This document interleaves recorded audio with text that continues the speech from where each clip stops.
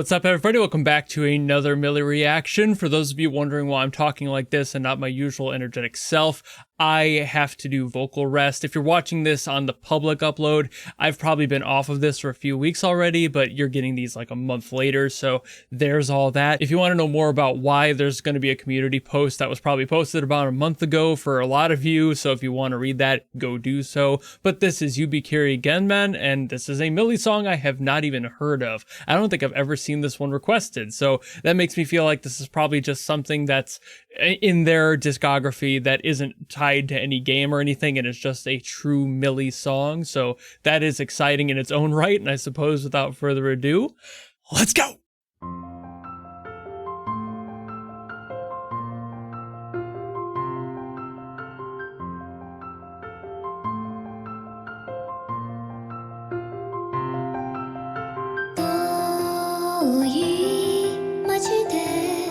Oh, actually Japanese. I mean, I could have guessed as much from the title, but still, that's weird. It's weird to hear that.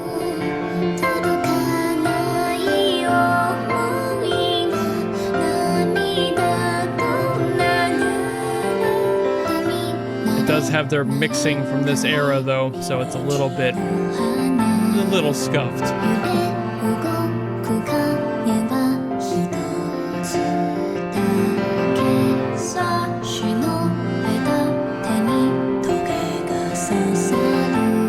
She really got down there on that note.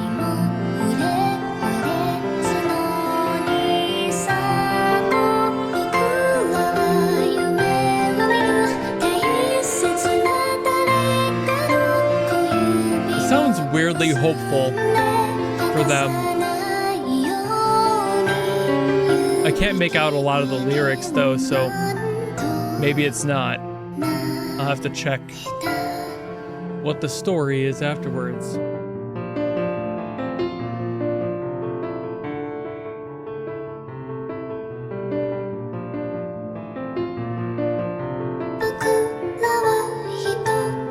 That like stepping bass line on the piano makes me feel like this is sadder, a little melancholic. So it probably is their usual fare.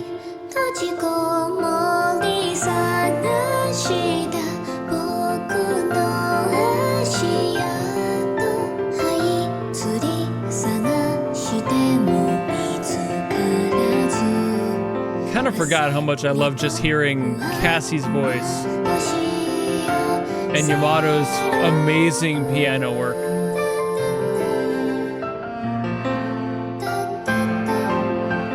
And like not much else. There's that's a cello for sure. But it's like, that's it. That's all that's here.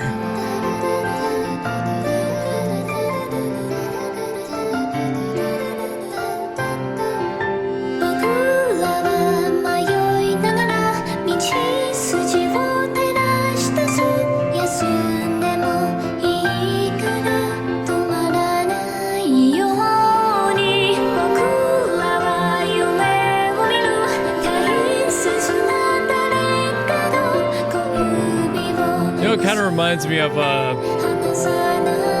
Radwimp's soundtracks for Makoto Shinkai films, but purely acoustic.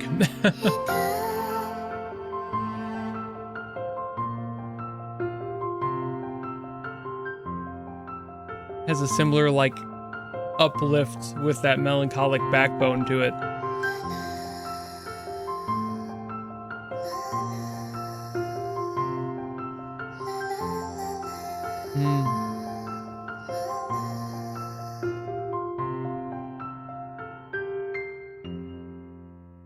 Oh, they actually resolved it too. Thank goodness.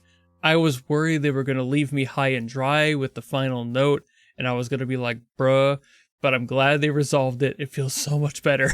So fun fact here at the very start, This song apparently showed up in demo, which if you go back to the very first upload on this channel, it is a drum cover I did on Twitch 7 years ago to Wings of Piano, also from demo. I just think that that's cool. It doesn't really have any weight on the song at all or anything, or I don't really think that the song is from demo, it's just in demo. So I didn't really get a clear answer of what was going on with that, but that's what I could tell, is that the song appears in demo. And this is a beautiful song. This is, at its core and in its DNA, is a melancholic, beautiful song. I could tell it had something to do with the relationship from the little lyrics I could understand. Like I said during the reaction, this era of Mili was definitely a little bit lesser in the mixed clarity for Cassie's voice, so I couldn't really tell what was being said some of the times, but I could very well hear the piano, and damn is this song gorgeous. And I love the key of F. It has so much going for it and so much you can do with it, especially these melancholic moments. And the chord progression for this one is pretty simple, very popular. It's F, C, D minor, B.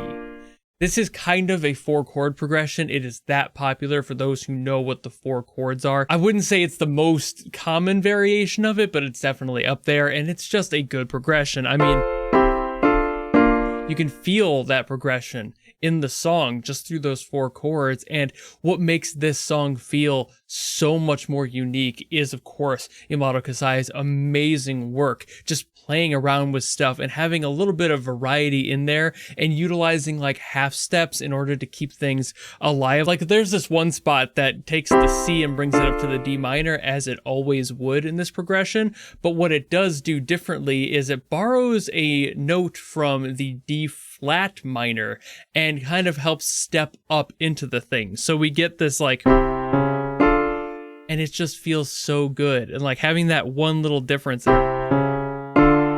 just feels so, I guess, effortless is the best word. It's just, it feels like you're truly like being caressed in a soft embrace. It's just having that like hand to hold you through that process of going to the next chord and having that transition be more smooth as a result. But by taking that sort of a step up, by utilizing something that's not within the key, it makes the song immediately feel a little bit more like it's trying to warn you of something. Almost like when you realize that you're in a dream and it becomes a lucid dream. It's like that. That's like, oh, so this isn't all happy. There's definitely some like emotional tension in the song.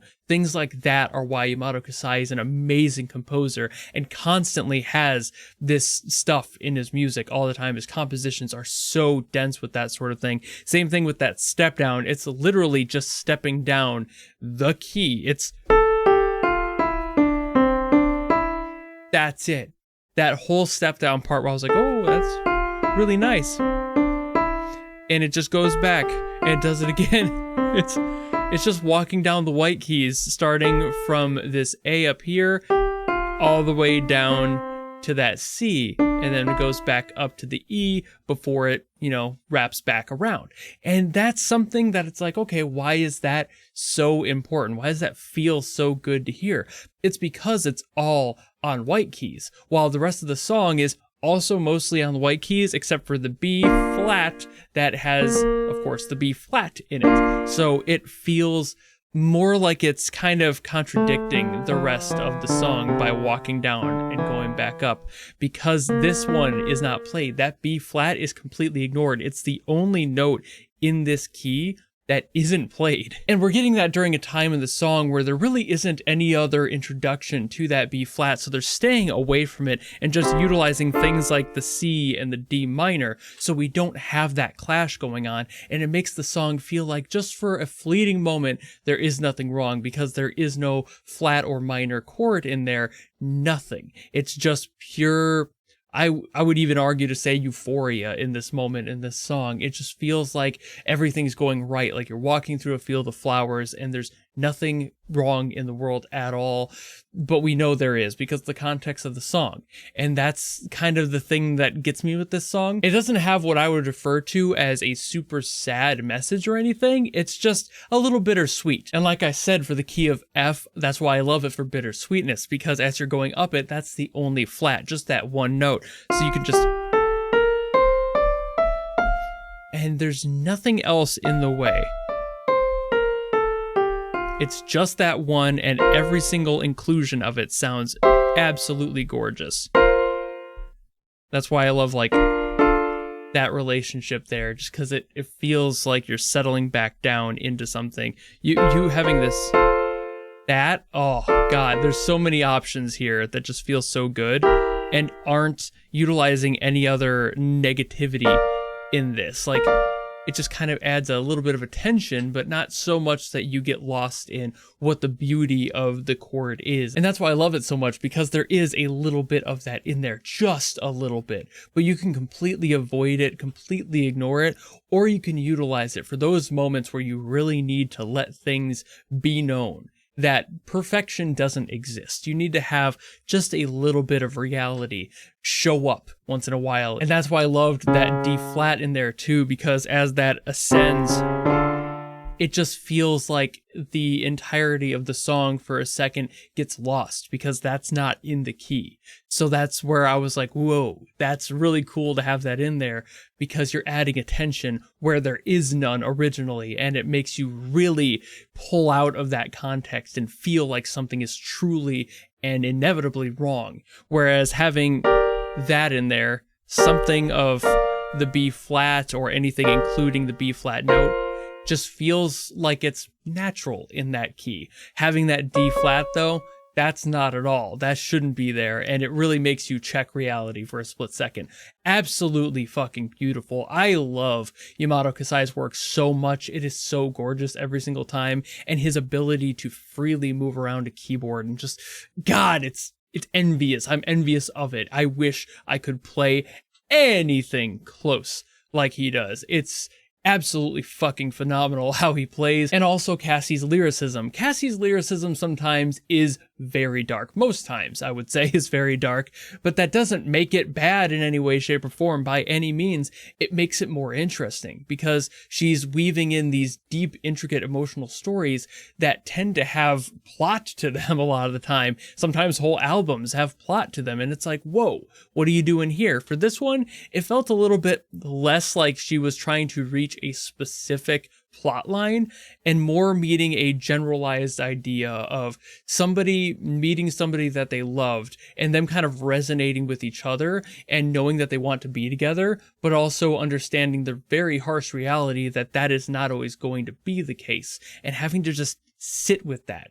And that's why I loved, again, just the inclusion of that one extra flat in there when it didn't really have to be in there, and just the fact that the key of F was picked. It is the perfect key for these subtleties in the music. So brilliant work all around for, of course, the entirety of Mili's career has been basically banger after banger. What a beautiful song, as always. They always fucking nail it, and I love hearing more. So if you have something else you want me to get to from Mili that I haven't heard yet somehow, drop it in the comments below, and I will do my best as always to get to those. Or if, like Isaac did, you want to guarantee that I listen to something, you can always go to my Patreon or my YouTube memberships, or you can force me to listen to something. It doesn't matter what it's from, who it's by, if it's good or bad, none of that matters. That's why it's a guarantee. But if you don't want to do any of that, maybe just want to follow me and support me for more stuff coming in the future, you know how to do all that, and I'll see all of you in the next video. Goodbye!